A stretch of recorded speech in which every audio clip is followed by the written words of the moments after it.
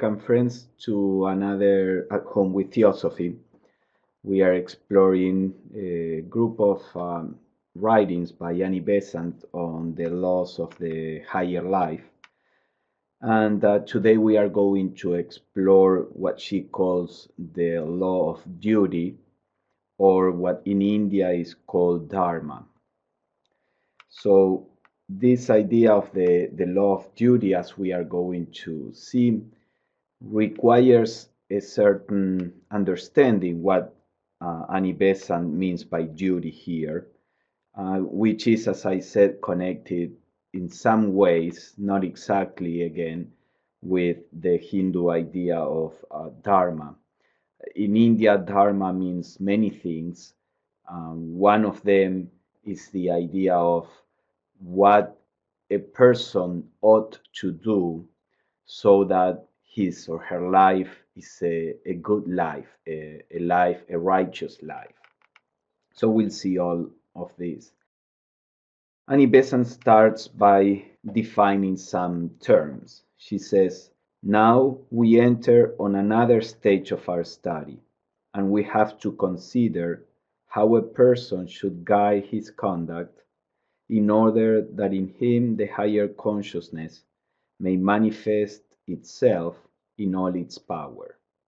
So far we have seen that there are higher aspects of consciousness, higher than the waking consciousness that we know about.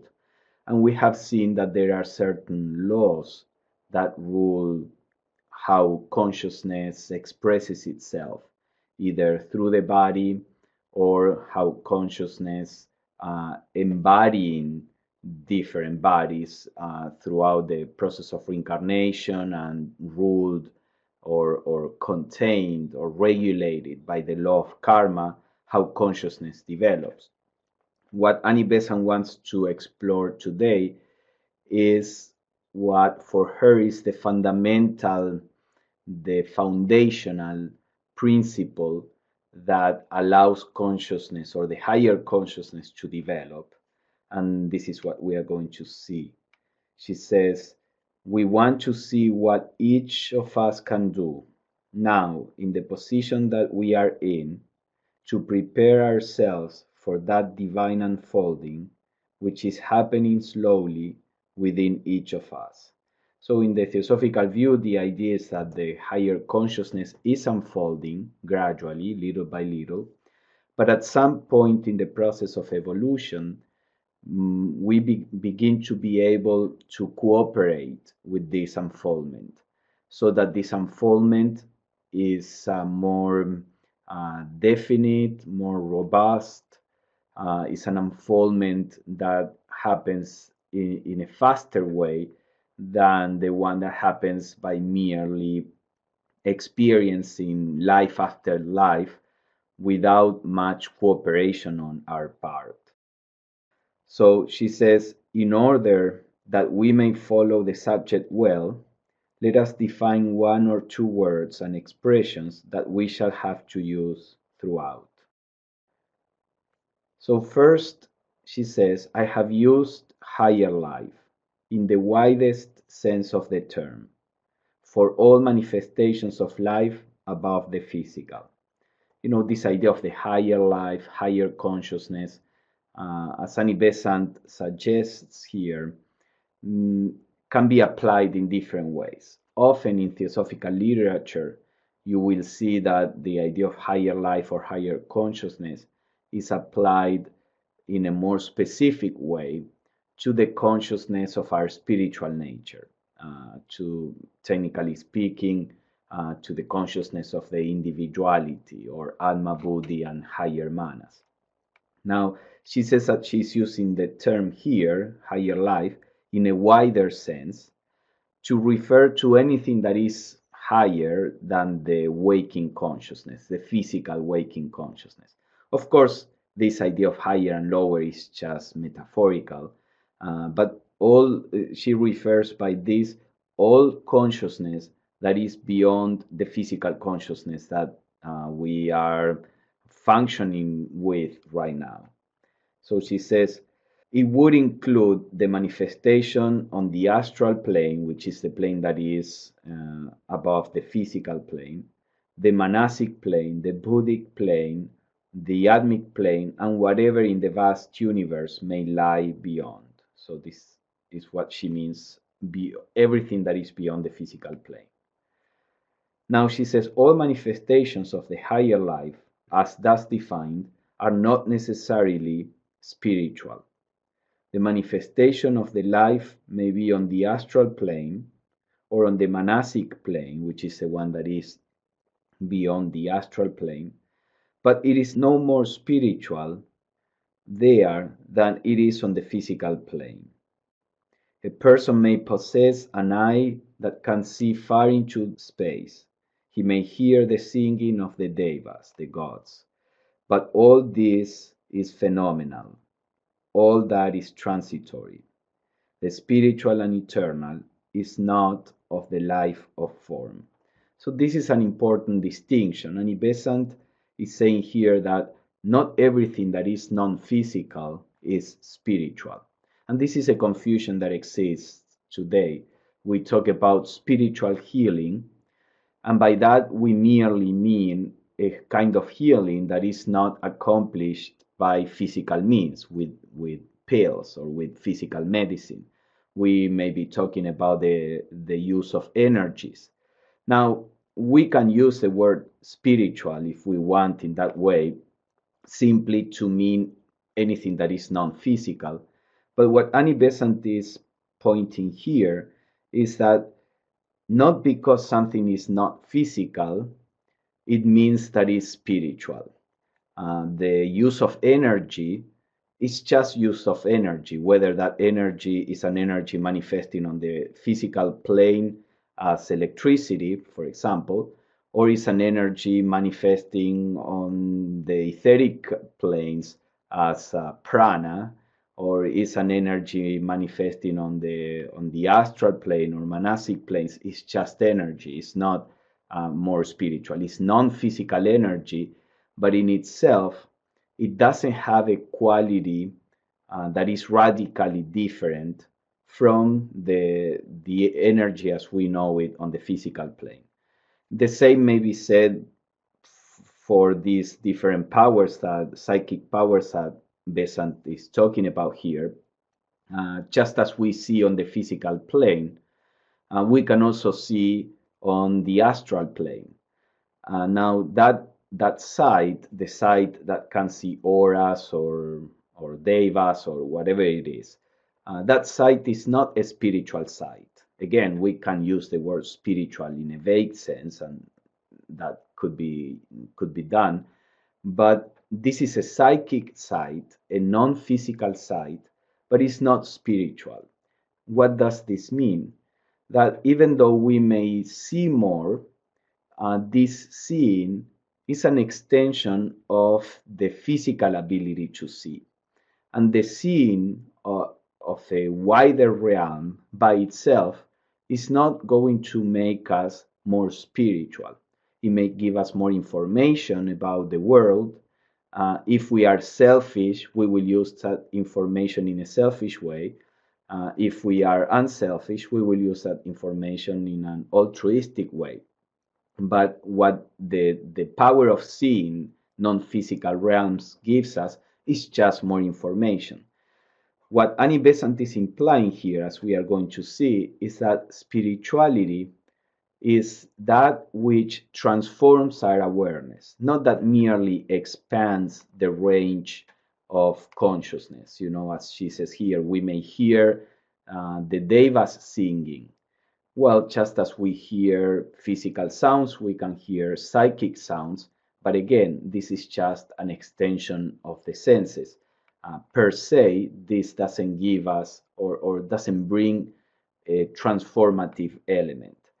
The spiritual consciousness is the one that transforms our nature, as I keep saying, from a selfish or self-centered perception to a perception of the oneness, from anger to peace, from hate to love, All these qualities of harmony, compassion, wisdom, love, they cannot be attained by means of the physical senses, and they cannot be attained by means of psychic senses.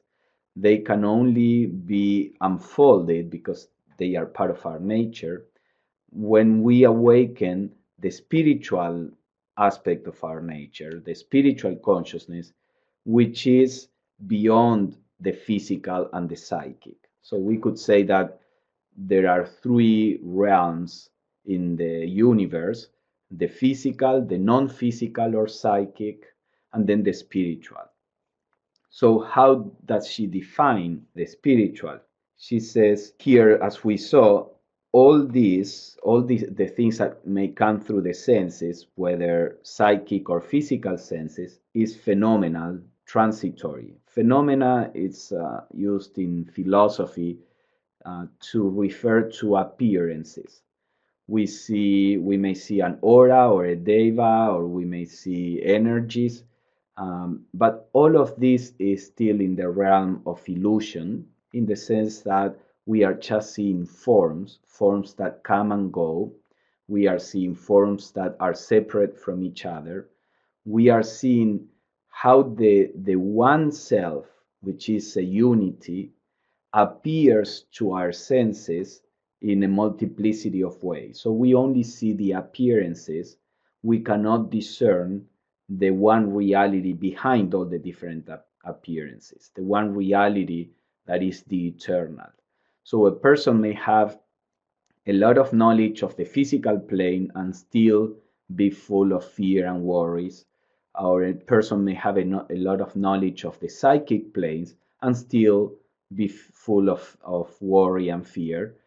A person that has a spiritual perception, that can sense the eternal reality behind all the phenomena, all the diversity, that person is free from fear, worry, selfishness, etc. So this is what she means by the spiritual, that which is eternal and which is not at the level of forms, whether they are physical or they are non-physical forms. So now she will define it more positively. First she said what it is not, and then she says, what then is the spiritual?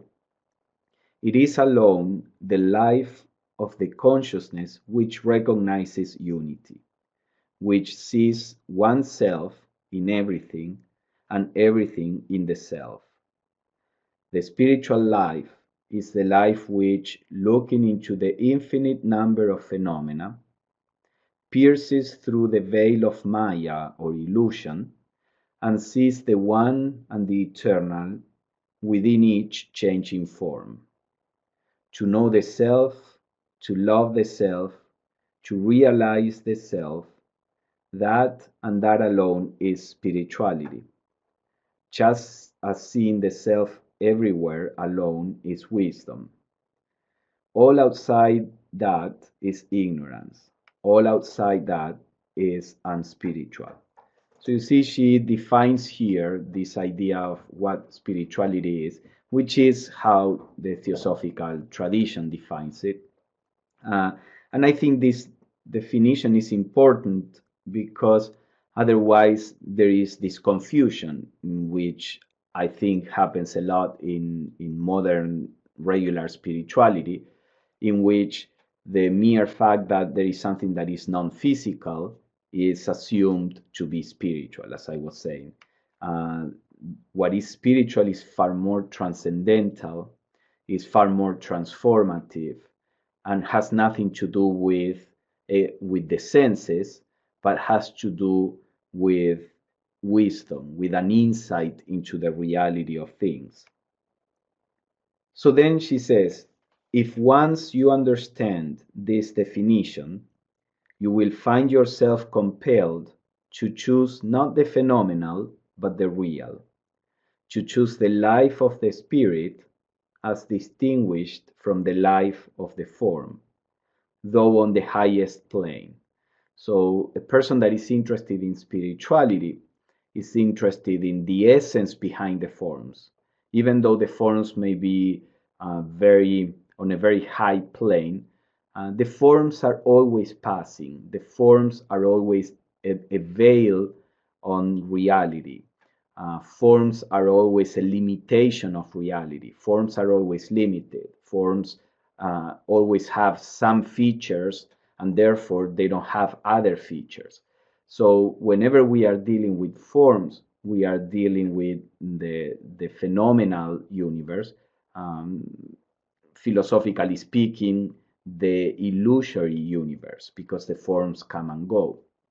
So if we understand that what we are really seeking is to realize the truth behind all the forms, then our search begins to be different. This was recognized in many religious traditions.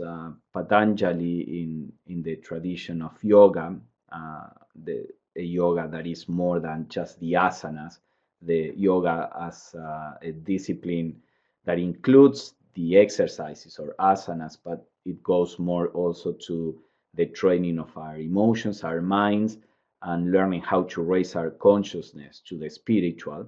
So Patanjali, who was the founder of this tradition, he would describe all kinds of psychic powers that many times appear naturally as a result of meditation.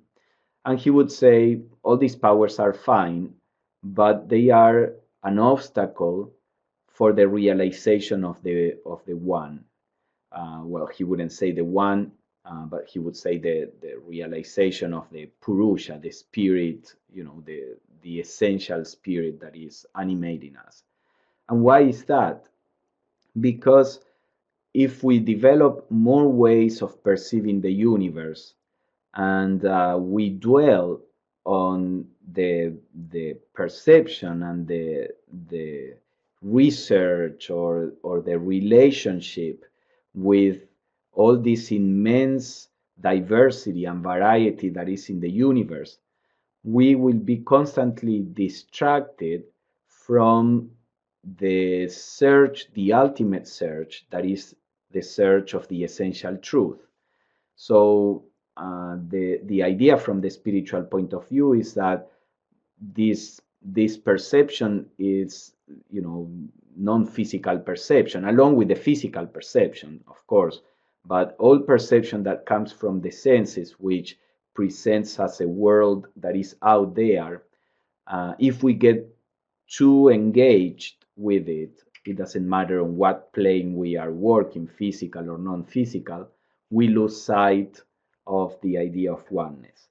So the same in Christianity. They would say those monks in the contemplative traditions, for example, monks who were very serious about their inner life, would also develop some psychic powers. This happens naturally as we practice or we try to refine our consciousness.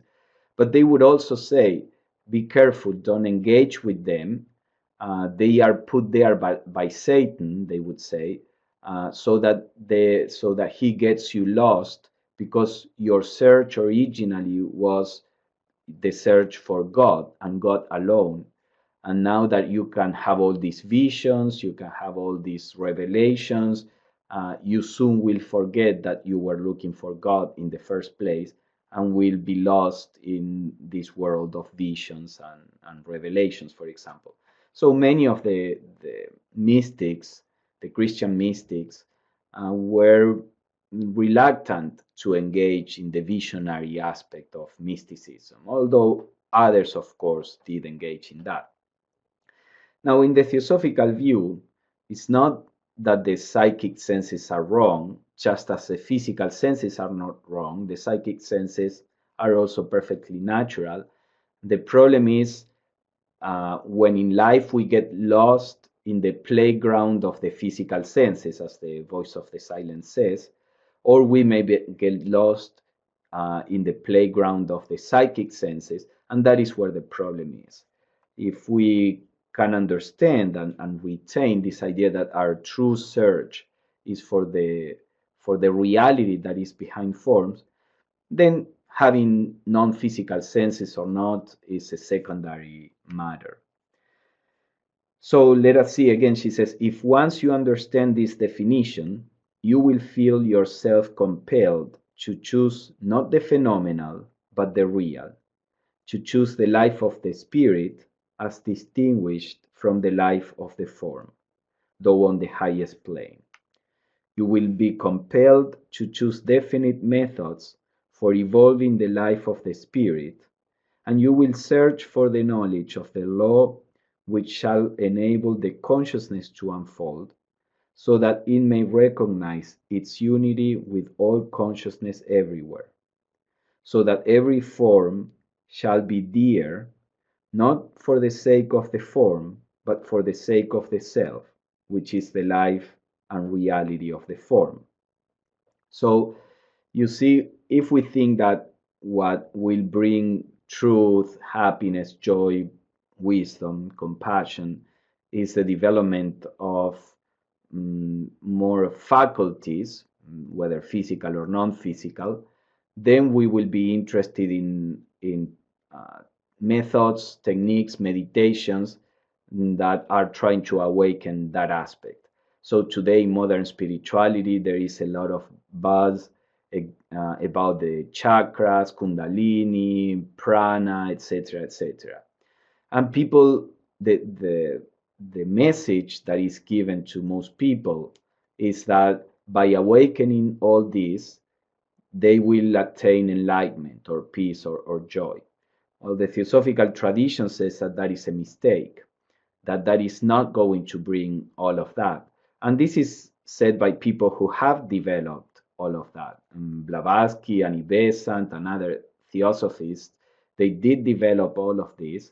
They used it for to help people understand the world in which we live, but they never lost sight of the fact that this is not the end an end in itself. When used intelligently, it may be a means for us to go beyond and understand truth, but that the psychic perception is not going to bring that.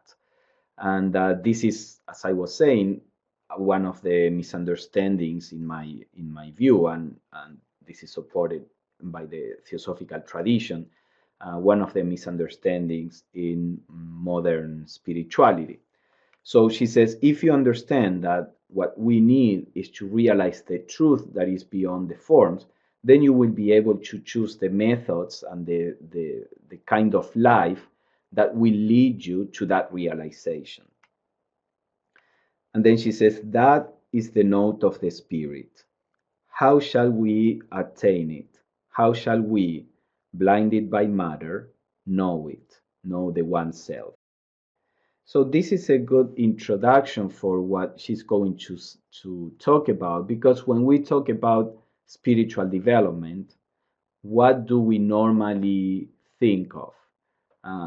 Well, of course, different people may think different things, but frequently there is the idea of this technique of meditation, the awakening of this ability, or this or that related to it. And what she's going to propose in this class is something that has nothing to do with any of that. And she is setting the foundation as to why what she's going to propose is a true path to spirituality and has nothing to do with what we normally regard as spiritual. So she says the first great step towards the attainment of this realization, the realization of the self, is the law of duty. Let us pause a moment to understand why the law of duty is the first truth which a person must obey if he wishes to rise to the spiritual life. So you see here, you have the idea that the first great step is not the development of any of these powers or learning this or that, it's this law of duty. And she's going to explore why the law of duty, what this is, and why this is the way to realize the spiritual life, the true spiritual life. She says, You find beings around us belonging to the higher worlds who exercise enormous forces, some helping forward evolution by inspiring noble thought and high endeavor, others who are also helping forward evolution, but who do it by striving to hinder the progress of people and to bewilder them, in order that they may learn to plant their foot firmly and by struggling against the wrong may become perfect in the right. So what she is beginning to develop here is the idea that in the higher worlds, which we begin to become aware little by little if we develop non-physical senses, there are enormous forces that are working for evolution. Now, these forces are of two kinds. Some of these forces, which are being mediated by celestial beings, let's say, some of these forces are trying to move forward evolution, are trying to help people and help the whole of consciousness that is evolving towards the perception of the one. And other forces, there are other entities which are also working for evolution, but their role is to do the opposite, is to try to retain people in the perception of separation, to try to make people stay in a self-centered attitude, a self-centered consideration of life. They are also working for evolution because they are the ones that present the obstacles which will power our development. You know, in the book of Job in the Bible, Satan means the adversary, and Satan is working along with God, and he has a very specific role, which is this role, the role of presenting obstacles to people so that people can grow by surmounting these obstacles. So in the theosophical view, there is no absolute evil. Those forces that go against anything that has to do with evolution, or with the perception of unity, not so much with evolution, because as we said, they both are working for evolution. But the forces that go against the perception of unity, against peace, against cooperation, are there because that's how consciousness can develop all these things. So when we see the world today, we see that there are people, organizations, companies, in all over the world. Some of them are promoting cooperation, integration, reaching out and harmony and peace. And some others are trying to promote all the opposite. They are promoting violence and strife and separation and intolerance. And it's easy to see this as a fight between good and evil, where evil should be destroyed, where evil should have no place in evolution. It's just a mistake, it's just a degeneration of what should be. The theosophical view doesn't agree with that. If not for evil, we would not develop our inner faculties, because there would be no contrast, no resistance, nothing that tries to wake us up. Of course, that doesn't mean that evil is good, in the sense that we should encourage evil. And this is the the next thing that Annie Besant is going to point out. But let us come back to her writing before she goes there. Let's see, she says, you find beings around us belonging to the higher worlds who exercise enormous forces, some helping forward evolution by inspiring noble thought and high endeavor, others who are also helping forward evolution, but who do it by striving to hinder the progress of people and to bewilder them, in order that they may learn to plant their foot firmly and by struggling against the wrong may become perfect in the right. So now we have the complete thought that she was offering. And then she says, both these sides are of the divine manifestation. You cannot have light without the darkness, nor progress without resistance. We must, however, beware that we do not fall into the common errors and confuse the functions of the two. The forces and beings of the higher world who help evolution forward, these are rightly the objects of reverence, and in their steps we may safely tread. The other powers are our friends in so far as we resist them and oppose them. They can only help us when we strive against them, for then they strengthen the spiritual muscles and nerves. So you see, the idea here is that even though evil is part of evolution, evil is part of the universe and it is a necessary part without which evolution would not proceed. That doesn't mean that we should encourage evil. The function of evil is to produce a resistance to our action. If we go along with evil, then evil ceases to be an evolutionary force. And the function of good is to encourage us to go along with it. If we oppose the good, then the good ceases to be an evolutionary force. So saying that evil is also from the divine and is a necessary aspect of evolution doesn't mean that therefore it is good to encourage evil. Evil is good as long as we are working against it and not working against evil by doing more evil. This is a typical mistake, which happens. Many people may follow very worthy causes, but they don't realize that in trying to enforce these causes that they think are high, they fall into evil ways. And instead of being working against evil, they are working for evil in another way. So we should always be careful.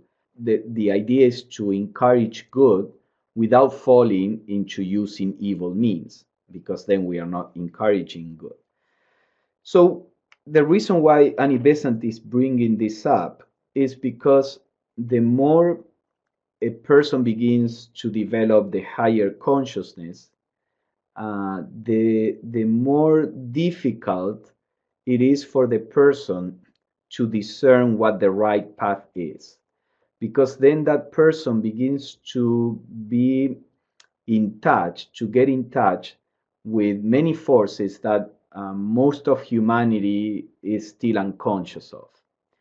So the idea here, she's saying we should not make these mistakes because in the process of evolution, in the story of Christianity, in the story of Buddhism, in the story of many religious teachers, you see an instance when the representative of the evil forces come and tries to tempt, the divine figure into following the what the evil entity can offer. And that is a metaphor for us too. There are many occasions in which there will be the temptation, not necessarily as an entity coming, but also it can be as an entity coming to us if we develop non-physical, sight, for example, or non-physical hearing, then these things do happen. And this is one of the reasons why in the Theosophical Society we recommend people not to do anything to artificially awaken these senses, because then the sources for temptations can be too powerful for the person to handle, or for the person to realize what is the source of this entity. These entities may present themselves as angels, gods, masters, and be encouraging things that are really not going along with the process of evolution, although working for evolution by presenting all these temptations. So what she is doing in this writing is giving the key, the foundation that will become a protection for all spiritual aspirant, and that will bring the ability to discern in what direction to go. So this is what she says: how then shall the wayfarer choose his path, and know the test whereby one may be distinguished from the other, when the force of good may be distinguished from the force of evil? And her answer is by the law of duty within him, by the divine self which points out the path of progress. So, in her view, it is this law, which she says is a universal law, and we are going to explore that. It is learning to work along with this law that will allow us to choose the right path at every turn of the path itself. So, what is the law of duty? It varies with every stage of evolution, though the principle is ever the same. It is progressive, as evolution is progressive. The duty of the savage is not the duty of the cultured person. The duty of the teacher is not the duty of the king. When we are studying the law of duty, we must begin by studying our own place on the great ladder of evolution, by studying the circumstances around us that show our karma, by studying our own powers and capacities, and ascertaining our weaknesses. So she develops this idea of the relativity of duty in her little book Dharma, which is a very good book. And she says uh, there is a relative aspect to duty, or to what is right and what is wrong, and there is an absolute aspect to that. Right and wrong, she says, are relative to the stage of growth of any particular soul. So we can see it easily with the growth of a human being. Like when a person is a child, it is good that the whole world goes around the child. The child needs to be taken care of, to be educated, to be paid attention to, etc. If a child is raised as an adult and is not guided, is not taught, is given the freedom that adults are supposed to have, in most circumstances, unless that soul is very mature, in most circumstances, that is an evil way, using evil philosophically, of raising a child. Because what is appropriate for the child is to be guided, to be protected, to be paid attention. But if when the child grows and is an adult, he expects or she expects to be treated in the same way, and that everybody around is paying attention to what he or she wants, and that he doesn't make his own decisions, etc., etc., then that which was good when he was a child now is evil. So this idea of duty or dharma, or what a person, what is right, what is the right action for a person, depends, as she says there, on the degree of maturity that the soul has. So she's not going to go too much into this. As I said, you can read her book on Dharma, but basically she's saying to know what is right for you, you have to have a certain degree of self-knowledge. You have to understand what is your next step, because there may be some very lofty spiritual ideals that may not even be right for you right now. They may be good as the direction towards which you are walking, but if you are trying to impose them now, because you are not mature to embody these ideas in the right way, you will do it wrongly. And this typical example of this would be the idea of detachment. When we try to force an attitude of detachment in ourselves, instead of working so that detachment happens naturally as we mature, as we grow spiritually, when we try to force it on ourselves, what we are forcing is not the true detachment that spiritual literature talks about, but is just some coldness or insensitivity, not caring about others, simply because we may be trying to encourage in us something that we are not still ready to develop. So, whatever imitation of what we think that detachment is, we engage in, will be a wrong attitude.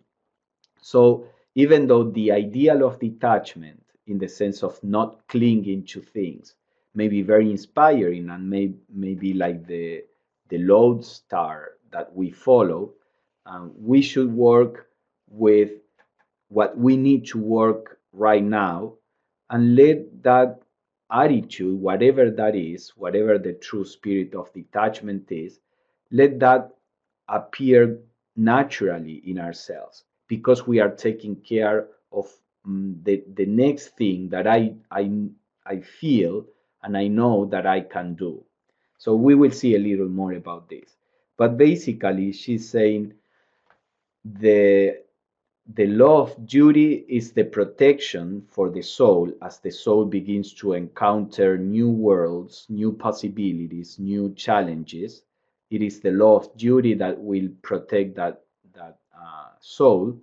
And what our duty is, what our dharma is, requires a certain, at any moment, requires a certain level of self-knowledge so that we can ascertain what is the right next step. So she says there is some dharma that is common for all. There are some universal duties, let's say. There are duties laid down for all. Treat each other like the golden rule and things like that are like general duties. But there are many questions of dharma that are not so simple in their character. The real difficulty of those who are striving to advance along the path of spirituality is often to distinguish their dharma and to know what the law of duty demands. There are many cases in our experience, day after day, in which conflict of duties appears to arise. One duty calls us one way, and another duty another way. Then we find ourselves perplexed. These are some of the difficulties of the higher life, the tests of evolving consciousness. So when a person is not seeking for the spiritual life, the path seems to be quite clear. The path is clearly marked by my desires. I try to do what I desire. So I want to attain this. It is clear that that should be my path. My desire may be a little more extended than my own person. It may embrace my family too. I want this for my family, then that is clearly the path. Desire is what leads us. Now, the moment we start trying to lead the spiritual life and we begin to recognize this law of duty, then now there is a noise that is introduced in that quite plain idea of just follow your desires. Because now comes this idea of, is this what I ought to do? So many times we start seeing this conflict between what I feel inclined to do because this is what I want, and what my intelligence is telling me that I ought to do as a human being that is trying to go in the direction of evolution. So these are difficulties that are encountered, as Annie Besant says here, when a person starts treading the path towards the higher life. And these are tests that help our consciousness to awaken all these latent faculties. As she's going to talk about, we should never be afraid of this. We should never be afraid of making mistakes because this is how we grow. We discussed this last time too in our previous class. So she says, continuing with this idea of what is the right duty for any of us, she says, our personalities are our ever present foes. And she means by that, what I was saying, the desires of our personality. I think it is in the Bhagavad Gita that it is said, the self is the worst enemy of the self, and the self is the best friend of the self. So it all depends. When our personal self is led by desire, then that is our challenge. That is our foe, allegorically speaking. Once the personal self is aligned with the real self, then the personal self and the real self become friends, or they nourish each other.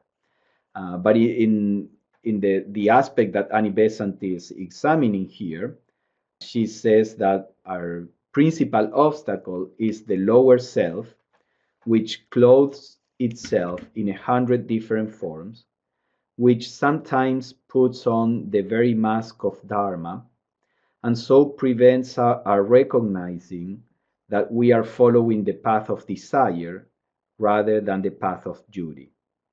How are we then to distinguish when the personality is controlling us and when duty directs? So this is what I was just mentioning, that confusion that many times come in our way.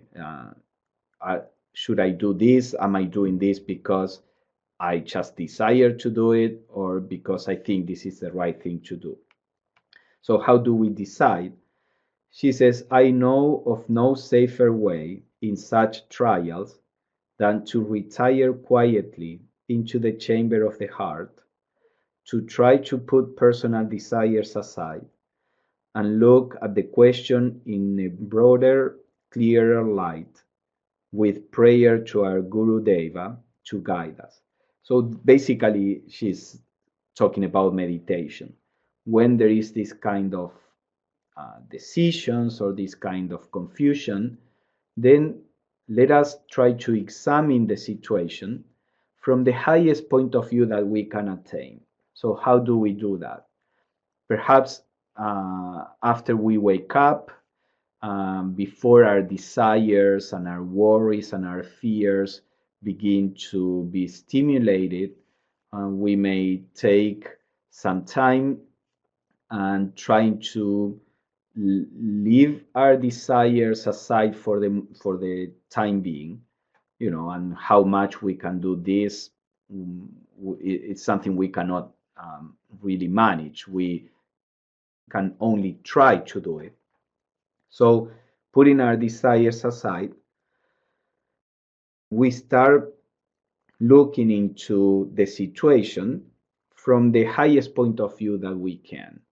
So, as she says there, we can pray or invoke our higher self, or if we are the devotee of some deity or the master, remember that all forms are just secondary. What we are doing is to try to evoke the highest that may manifest through a deity, through a master, through our own higher self. And then try to, as she says, meditate on this in such light as we may win by prayer, self-analysis, and meditation.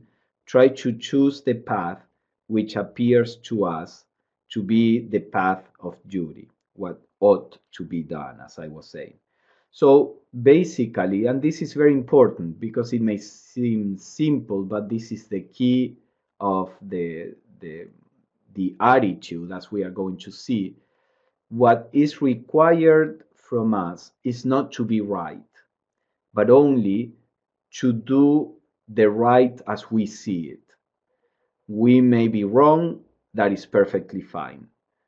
We cannot see what we cannot see. Nobody could punish us for the inability to see what, no matter what we do, we cannot see, because we have only a certain degree of spiritual perception awakened at this point. We have omniscience. Omniscience, the ability to know the truth, is part of our nature, but it is latent, let's say. So we only have a certain degree of spiritual perception. And no matter what we do, we won't be able to see beyond that. It's just like asking a person to see things that his or her eyes just are not able to see. So there is no punishment in not having seen what cannot be seen at that stage of development that we may be in. So what is our duty? Our duty is only to do our best effort to see as clear as we can. And once as we make that effort, whatever we see is our rule. Whatever we see, no matter if from a higher perspective that is wrong, that becomes our truth.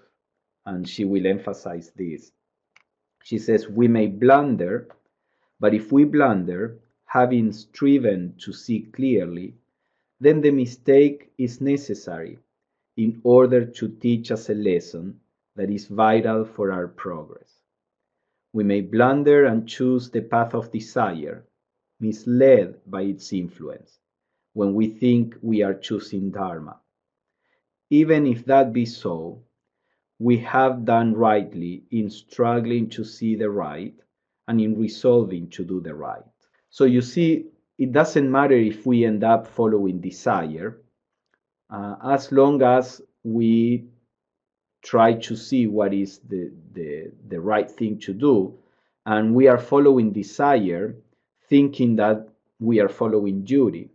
And that's perfectly fine, because that experience will expand, enlarge, deepen our ability to perceive better next time. It is only by going through that experience that we will be able to see further next time. So the only thing, as I was saying, that is required from us is the honest attempt at trying to do the best we can. If doing that we fail, we have done our duty. And she says, why should we despair because we make mistakes when our heart is fixed on the Supreme, when we are striving to see the right? You see, we talked about this in our previous class. Perhaps because we grow up in general within at least the Christian tradition with this idea of punishment for mistakes, terrible punishments, eternal suffering for making mistakes, then we are afraid of making mistakes. We feel that we are sinful, unworthy, evil because we make a mistake. All those things, at least in the Theosophical tradition, have no place in the spiritual life. We should never be afraid of making mistakes. There is no moral judgment. You made a mistake, you are an evil person. Mistakes will bring their own results, and when we make the mistakes honestly, those results are a blessing. Those results will give us more wisdom, more patience, or whatever it is. So this is why she says, why should we despair because we make mistakes when we are trying to do the right thing? She says, we may rest assured that the God within us will correct us, and we will welcome the pain that clears the mental vision. Because sure, mistakes will bring some kind of pain or some kind of sorrow, but it's, as I was saying, a sorrow that is a friend, that is a purifier. It's just like if we are trying to accomplish something on the physical plane and we do it wrong, there will be the pain of having failed, for example, not succeeding. But along with that comes the learning, okay, I have to try in a different way. So that on the physical plane. When we are talking about spirituality, sure, mistakes may bring some kind of, painful or unpleasant results, but those results are taken gladly because they are making us stronger and wiser, etc., etc. And as we begin to really experience this, as we begin to work with all of this, we begin, as we discussed, in our previous class, we saw uh, some of these aspects before, we begin to experience pleasure and pain in a different way. So Annie Besant continues with this idea that, however, if shrinking from the responsibility of coming to a decision, because if we are afraid of the making a mistake, we may say, I don't know what is the right action, I'm just not going to do anything. Or we may say, I don't have enough wisdom, I will ask this person what to do. And from the point of view of evolution, of course, we can ask for advice.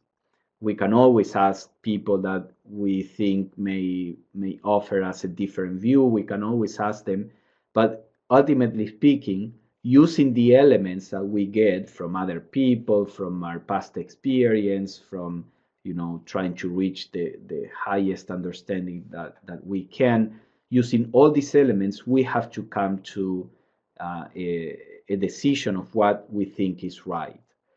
But if we, as Annie Besant says there, shrinking from the responsibility of coming to a decision, choose the easy path which another may tell us is the right one, but which we feel to be wrong, what have we done? We may ask somebody that we think knows better, what should I do? The person tells us, and we think not that is not necessarily the right path, but we say this person knows better, I will just do it and be safe. uh, that that she says is not the right way to act, because what have we done?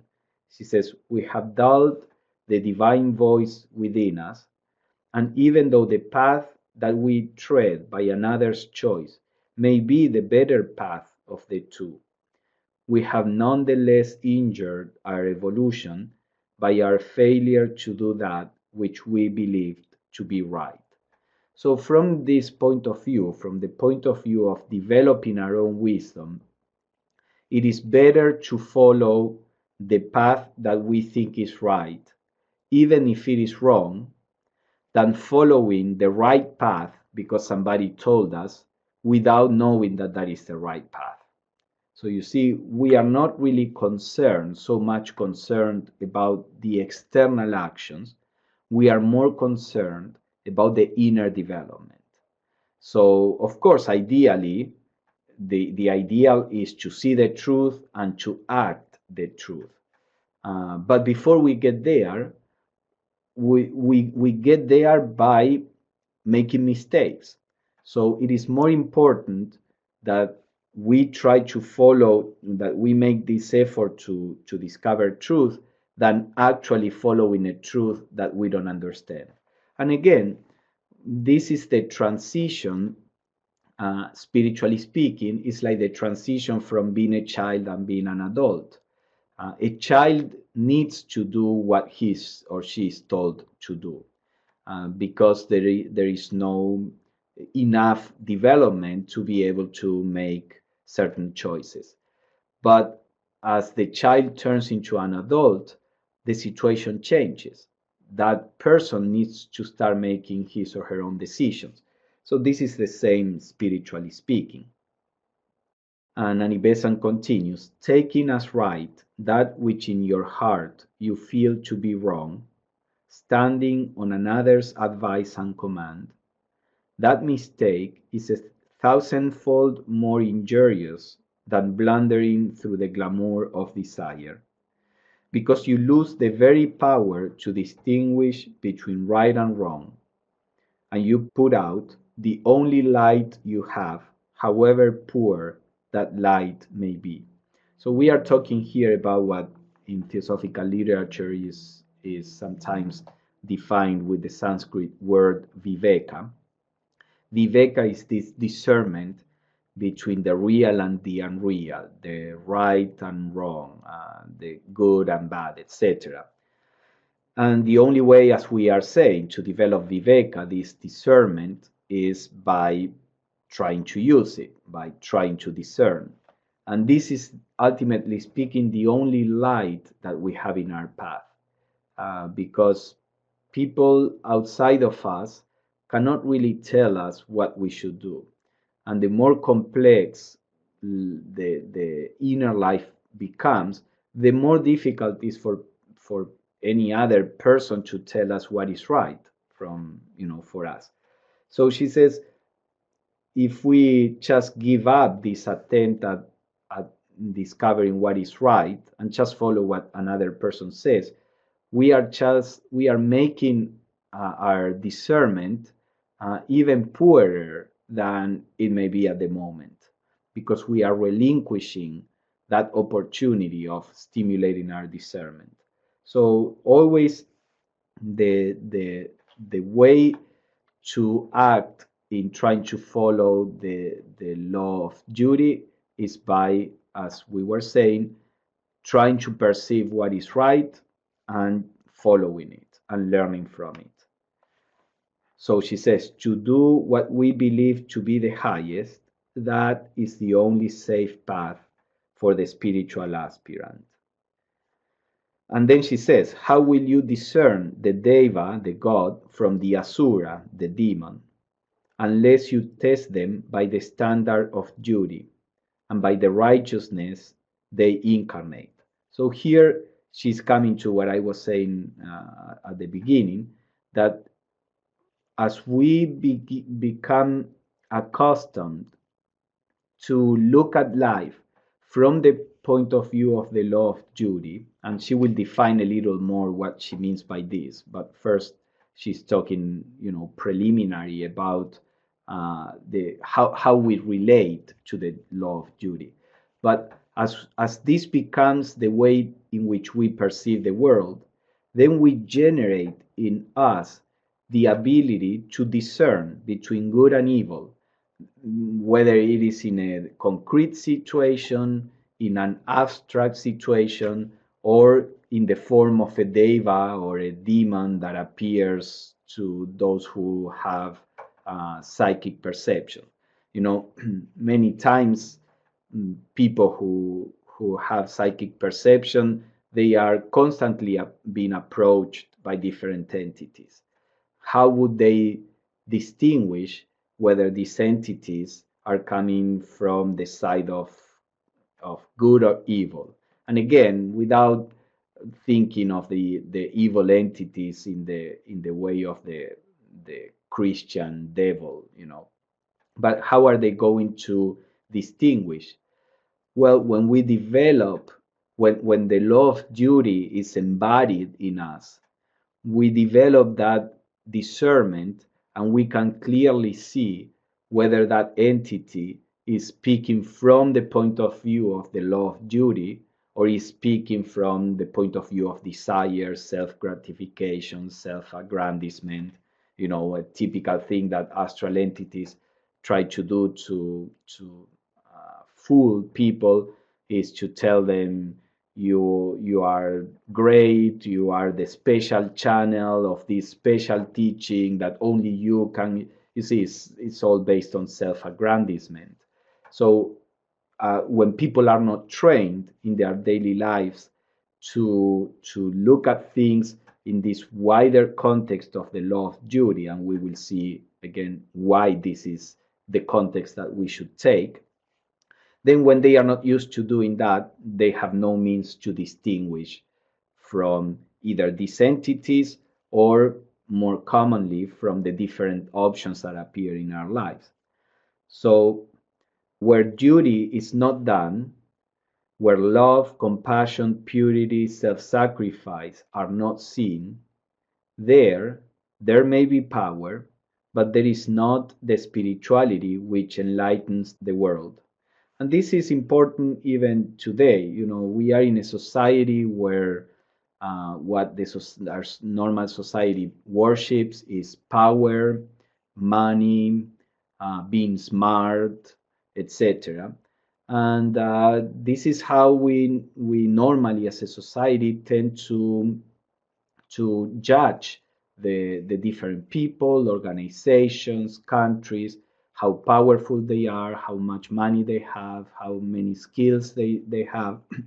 And rarely we judge things related to what is the result of their activity, whether people, organizations, or whatever it is. Is it on the side of love, compassion, purity, self sacrifice?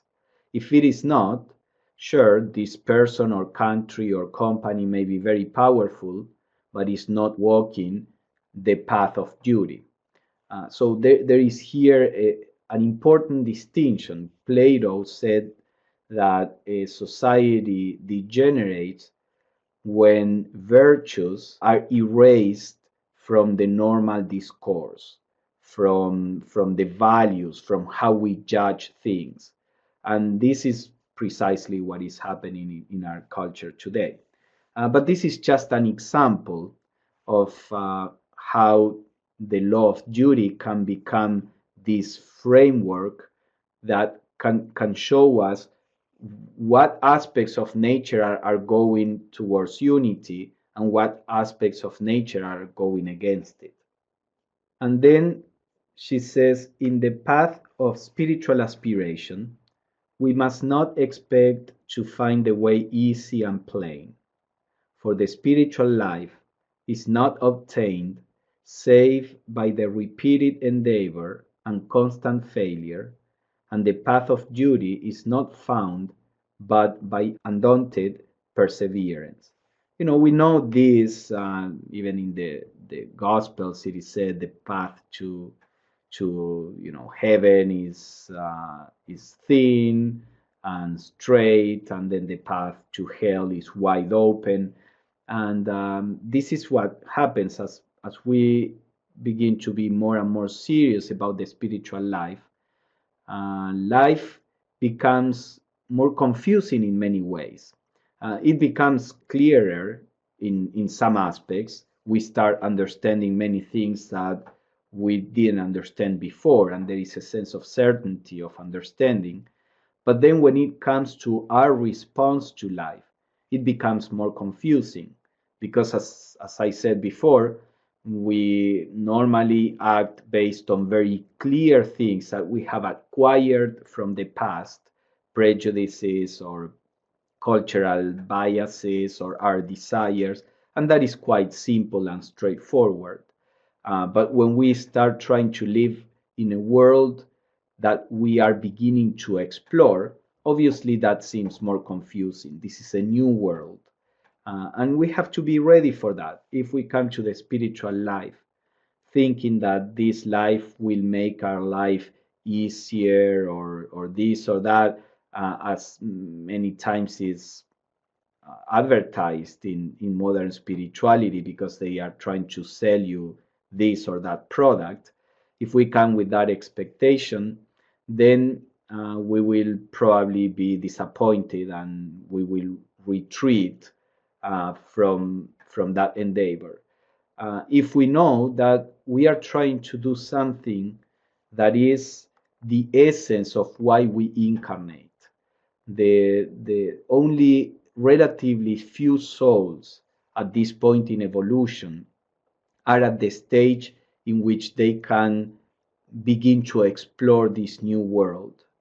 And only those souls that begin to explore this new world can discover what every soul is looking for and not finding, which is this state that is beyond pain and pleasure, this state that is a state of wisdom, compassion, love, of a strength that rises above joy and sorrow, as I was saying.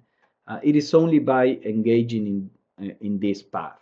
And certainly, anything that is worth achieving has a price that has to be paid. Nothing that is worth achieving can be given freely.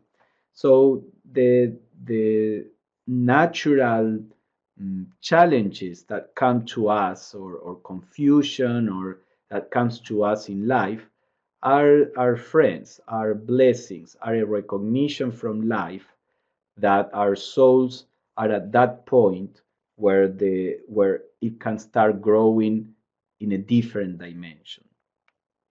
So Annie Besant says, "Let us but desire to know the right, and we shall surely know it, no matter by what path of anguish the right is to be found.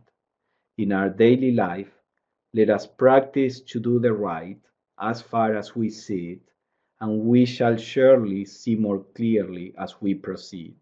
So part of what she said in the one of the classes that we discussed the idea of the natural law, she said, because all these things happen within the law, there is a certainty behind this. There is a certainty that by striving to see what the right action is, next time we will see clearer. And then next time we will see clearer. This is a law. This is how things work. So there is that certainty that can help us face the challenges with a sense of adventure, a sense of contentment, a sense of looking forward, what we discover, how we grow, what we can give to others as we develop. So she says, around us on every side, we see men and women seeking for light, struggling for growth, puzzled, confused as to the guides who may aid them in their upward treading. Let us pause and see what are the qualities which mark the spiritual life.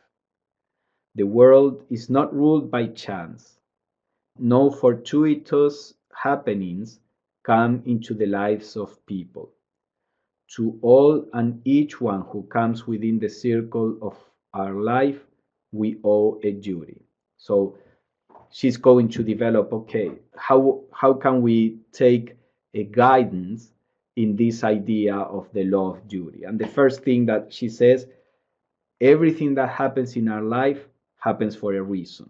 There is no chance in the things that happen. And every person that comes into our lives, and this is one of the, let's say, in this portion of the talk, is the first practical tip into how to use the law of duty in our daily life. The idea is that every person that comes into our sphere is a person towards which we have some kind of duty. So this is what she's proposing. What is the duty that we owe to each? Then she says there are obligations imposed by our birth, by our family ties, by our social surroundings and national karma. There are certain duties that are general. And she says the duty of reverencing and obeying those who are superior to us. And of course, this is in generally speaking. One problem we have in our society is the lack of order. We should respect those who are in charge. We should respect our parents. We should respect, I don't know, a source of wisdom within rational boundaries. If the person who is in charge is doing something wrong, then our duty may be to try to encourage whatever is right. This is not to talk about, being the slave of somebody else's opinions. Annie Besant talked against that in the first place, not following what other people say if we don't think it is right.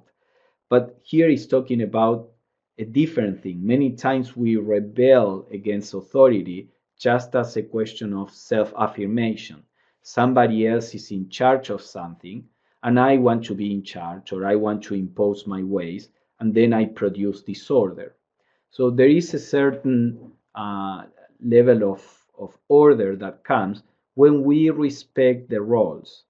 And again, we can challenge those roles when there is a reason for that. Not that this person is doing something in a way that I don't like, or that I would like to be in charge, and therefore I challenge that person's authority. If we are honest, we may need to challenge something when to our highest intelligence, what is being done may be something that is wrong, let's say. So there are general duties. She, for example, she fought for the freedom of India. She was a social reformer in England, but she was never in favor of revolutions. She always said you have to change the systems on the side of order and progress. You have to change the laws. You have to proceed by the the paths that are available. Trying to just break things will produce violence and disorder and suffering. So when she was trying to do the social reforms in England, she was part of the Fabian Society. This was before becoming a theosophist. And the Fabians were socialists, but they were not in favor of revolution as the Marxists, for example, that were communists. The line from Marx and Stalin, they thought changes in society can only come through revolutions, not through democratic processes. But the Fabian Society, or at least the little that I know about this, I'm not an expert on this at all, but they try to generate good, or to improve the life of people, but within democracy, within the rules, changing the laws, in that sense. And then the same happened when she fought for the freedom of India. Actually, Gandhi and her were opposed in that point. Gandhi wanted to generate disobedience, even if it was non-violent disobedience, and Annie Besant always told him. Annie Besant was much older when Annie Besant studied the freedom movement, and then Gandhi took over. He was younger. But Annie Besant would always argue, you will produce violence, even if you preach non-violence. Whenever you encourage people to revolt, whenever you encourage people for revolutions, the inevitable result will be violence. And that effectively happened. He was even killed because of the route that he chose. In any case, I think these are good examples, because when we try to generate changes in our lives, societies, organizations, etc., going the route of violence, revolution, trying to destroy things, it may bring results faster, but they will backfire. So I think all this is contained in what she says. There are certain duties, and in regards to whoever are our superiors in whatever particular environment, that somebody is your superior doesn't mean that is wiser than you or better than you, or these are roles, and we should respect the roles. So for those who are our superiors, our duty is to obey and to cooperate with them, uh, unless, as I was saying, we think that they are doing something wrong. Then there are ways to try to change that. Then she says the duty of being gentle and affectionate and helpful to those around us on our own level. So to those who are on a similar role, on a similar level, the duty of being gentle and affectionate and helpful. And then the duty of protection, kindness, helpfulness, and compassion to those below us. You see, in the current culture, we have a system where the one that is stronger has the right to oppress the one that is, weaker. But also we see people who are powerful use that power to rise above all of the others and to use and exploit all the rest that are not so powerful.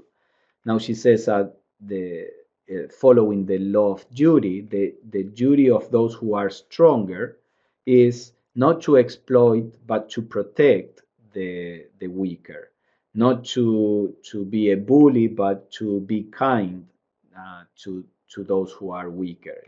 Weaker philosophically speaking in whatever situation in life, and to develop helpfulness and compassion. So she says these are universal duties, and no aspirant should fail in the attempt at least to fulfill them. Without the fulfillment of these, there is no spiritual life. So this is a basic, um, let's say, rule that those who want to follow the spiritual path have to pay attention to be respectful of the authorities and cooperate with them.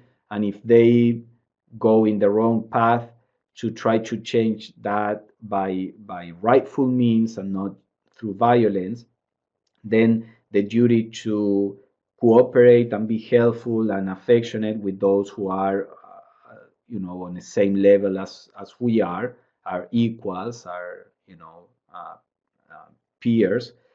And then the duties of protecting and helping those who are weaker. These are basic universal rules in the law of duty. But there is more than that. There still remains one higher duty which we may place before us as the light to illumine our path. Whenever a person comes within our circle of life, let us look to it that he leaves that circle a better person, the better for his contact with us. Remember that she's saying, everybody that comes to your circle, higher, equal, or lower, comes for a reason. And there is a duty that we have towards these people. So she was first setting these general duties, but also there is something else, and is to try to see that our our influence in people around in the environment is one of making things better.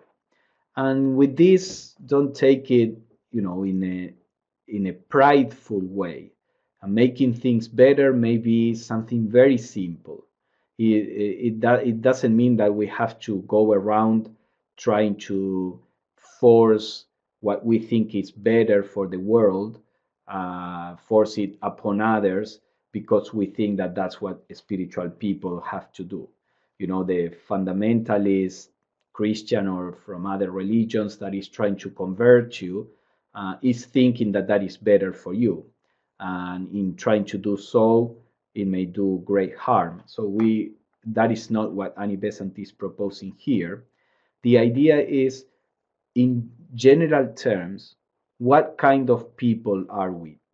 Are we people that whenever we get in touch with others, they we are stimulating lower aspects in them, or we are stimulating the higher aspects in them?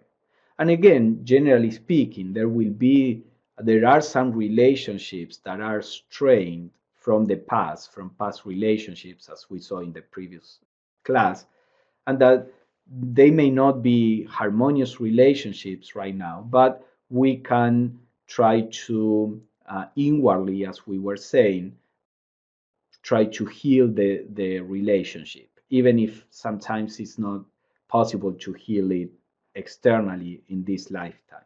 So, in a general way, knowing that there are specific circumstances that may be different, uh, are we people who are stimulating the better in others, or are stimulating the worse in others, to put in extreme language? So she says, for example, do not let us in our daily path be harsh so as to confuse, bewilder, and perplex others. There is enough sorrow in the world. Let the spiritual person be a source of comfort and peace. Let him be as a light in the world, so that all may walk more safely when they come within the circle of his influence. Let us judge our spirituality by our effect on the world, and let us be careful that the world may grow purer, better, happier, because we are living in it. And again, here the idea of happy, uh, let us not be superficial about this. It's not that we have to go around always praising people to make them feel good. I mean, it may be part of our personality to make these kind of comments trying to emphasize the good aspects in people, and that is perfectly fine. But we should try to be as deep as possible in our understanding what it means for us to be an influence towards happiness. Well, sometimes it may be to tell our friend when he or she asks us things the way we think that things are, in all humility, without trying to impose, but perhaps pointing to something that he or she may not be seeing and that we think is important that he or she sees. So sometimes what we say may seem unkind, if we are doing it with love in our hearts, if we are doing it with the right intention to help, if we are doing it in a gentle way and without trying to impose our views, that is an action that is stimulating happiness in the end. The person may or may not take our advice. That's our limit, is just to advise something that we humbly see that may be useful, and then let the person make his or her own choice. The same thing that applies to us, that we have to find what is right and make our own choices, applies to the other too. But generally speaking, there is this duty for a person that is trying to walk the spiritual life, of trying to be an elevating force in the world, in general ways. So she says, watch how your influence affects others. Be careful how your words affect their lives. Your tongue must be gentle, your words must be loving. No slander, gossip, or harshness of speech, or suspicion of unkind motive must pollute the lips that are striving to be the vehicle of the spiritual life. The difficulty is in us and not outside of us. It is here in our own lives and our own conduct that the spiritual evolution must be made. Help your brothers and do not be harsh with them. Lift them up when they fall. And remember, if you stand today, you may fall tomorrow. You may need the helping hand of another in order that you may rise. So again, this is like the general attitude of being the idea. Blavatsky would say that the idea of a theosophist is to become a beneficent force in the world. And of course, we may not be able to be this 100% of the time. This is again, failing to do it is part of the process of becoming able to do it. So all that is asked from us is that this is our ideal and that we strive to follow it. And when we fail, we learn from it. We don't feel guilty, we don't feel discouraged. We look into it, we learn why did we do it, what is the obstacle to act in another way. And then in going through the experience itself, we naturally mature, so that little by little we become more able to do these things. And Annie Besant says, every scripture declares that the heart of the divine life is infinite compassion. Compassionate, then, must be the spiritual person. Let us, in our poor measure, in our tiny cups of love, give to our fellows one drop of that ocean of compassion in which the universe is bathed. You never can be wrong in helping your brother and in putting your own needs behind the supplying of his wants. That and that alone is true spirituality, and it means coming back to the point from which we started. It means the recognition of oneself in all. So remember that we talked about spirituality as being the perception of the oneself behind the multiplicity of forms. So the law of duty is rooted on that. The root is our perception of the oneself behind everything. Therefore, the law of duty is simply how do we respond to the oneself that is behind everything? How do we respond to life in ways that will encourage the discovery of the unity behind the differences? So, because the law of duty is a way to focus on the common good, on the commonality behind diversity, because of that, the law of duty is the essential path for the discovery of the oneself, which is spirituality.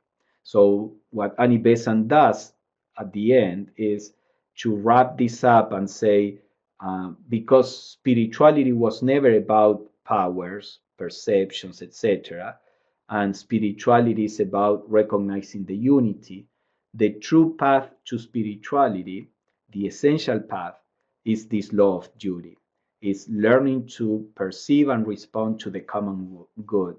And then all the rest, the development of powers and knowledge and all of this, will become tools for this work towards unity. But they are secondary tools, they are not the main aim of the spiritual life.